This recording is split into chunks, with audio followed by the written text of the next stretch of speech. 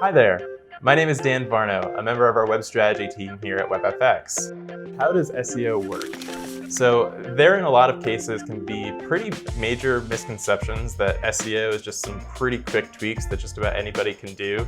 Adding a couple keywords to your website and then calling it a day. There are about 200 different things that Google looks at when they're evaluating who to rank for a website compared to all the different competitors vying for similar terms. It has to do with having a strong technical infrastructure, whether that be the right title tags, the right meta descriptions, having an internal linking structure so Google can kind of see how each page reacts with the other one, having a site that's mobile friendly, having a site that doesn't take forever to load up.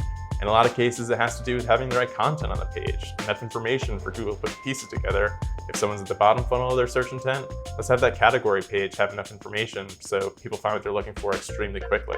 If people have questions, making sure that we have resource content so Google sees you as a thought leader for what you have to offer.